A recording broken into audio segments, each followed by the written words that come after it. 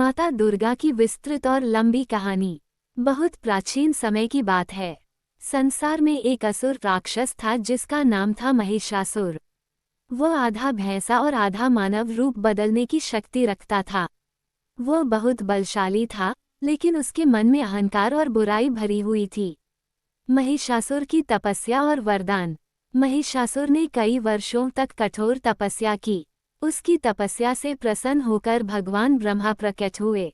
महिषासुर ने चालाकी से वरदान मांगा, मुझे कोई भी देवता या पुरुष नहीं मार सके। ब्रह्मा जी ने उसे यह वरदान दे दिया। अब महिषासुर को लगने लगा कि उसे कोई नहीं हरा सकता। अत्याचार की शुरुआत। वरदान मिलते ही महिषासुर और भी क्रूर हो गया। उसने स्वर्ग पर हमला कर दिया और देवताओं को हराकर इंद्रलोक पर कब्जा कर लिया। देवता जैसे इंद्र, वरुण, अग्नि सभी हारकर इधर उधर छिप गए। पृथ्वी पर भी उसने आतंक फैलाना शुरू कर दिया। लोग दुखी हो गए, चारों ओर डर और अन्याय फैल गया।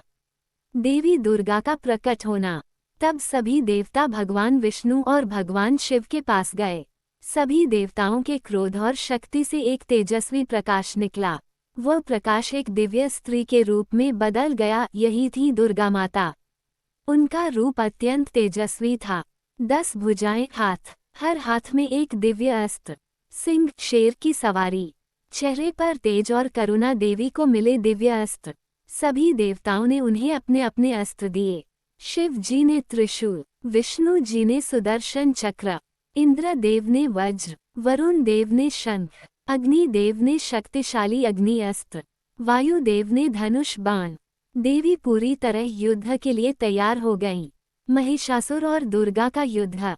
जब महिषासुर को पता चला कि एक देवी उसे चुनौती दे रही है, तो वह हंस पड़ा। उसने सोचा, एक स्त्री मेरा क्या बिगाड़ सकती है। लेकिन जैसे ही युद्ध शुरू हुआ, उसे अपनी गलती का एहसास हुआ। युद्ध पूरे 9 दिनों और 9 रातों तक चला।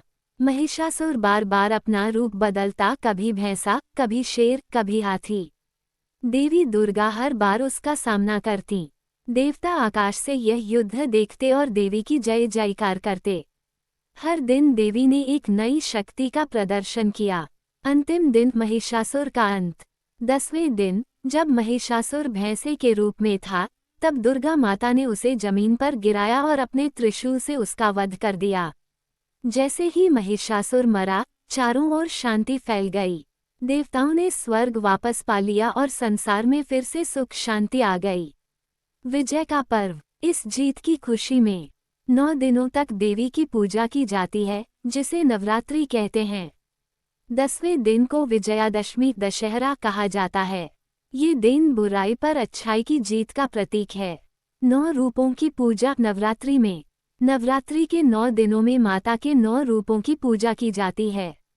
शैलपुत्री, ब्रह्मचारिणी, चंद्रघंटा, कूष्मांडा, स्कंदमाता, कात्यायनी, कालरात्रि, महागौरी, सिद्धिदात्री। इस कहानी से सीख, अहंकार का अंत निश्चित है। नारी शक्ति सबसे महान शक्ति है। सत्य और धर्म हमेशा जीतते हैं। कठिन समय में हिम्मत और विश्वास जरूरी है।